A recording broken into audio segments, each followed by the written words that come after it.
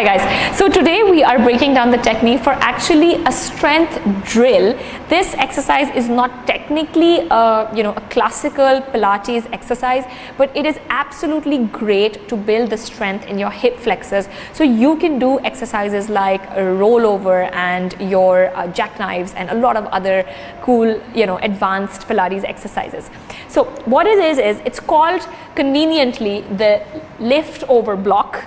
Zerva is in her starting position to demonstrate what the exercise is going to look like. Like I said, it's a strength drill, guys, so it makes sense for you to do, if you're trying this at home, for you to do 8 to 10 repetitions at a time to really feel what the exercise is all about. So your starting position is your hips are flexed, your legs are extended out in front, slightly wider than hips, toes plantar flexed. Make sure that you're sitting vertical in your pelvis. So this means that already you are engaging those abdominals to keep you sitting in this position. Shoulders are relaxed, breathing into all 4 dimensions, 3 dimensions of your rib cage. And from here, what we're going to basically do is, as Zerva inhales, she's going to prepare. As she exhales, she's going to simply lift her leg and put it to the other side of the block.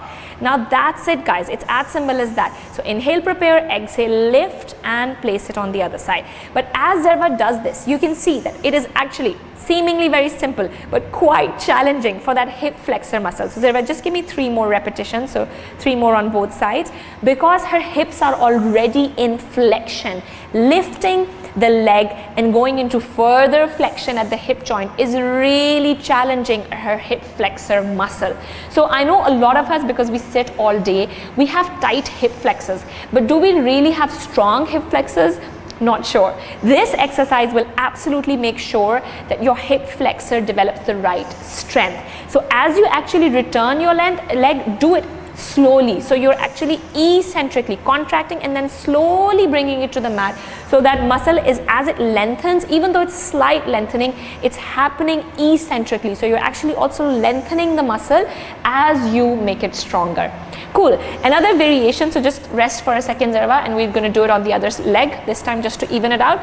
So if you want to make it more harder, no prizes for guessing, you can just change the way you've placed the block. So you can have the block like this. If you want to make it super hard, you can also have the block like this.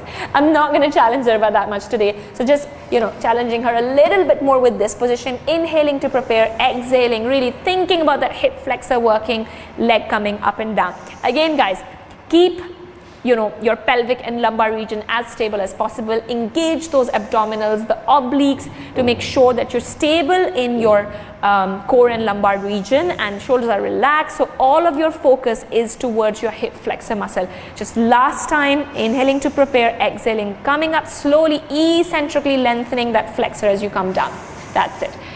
Cool, guys. So this is seemingly a very simple exercise, but I can tell you, as Zerva is already rubbing her hip flexors, this can start, make sure that you really feel that pinch in the right muscles, in your hip flexor muscles. It's a great isolation exercise. It is going to be absolutely great for you to try this before you approach exercises like the rollover or the jackknives, which are a lot more advanced and are going to need you to have extremely strong hip flexors.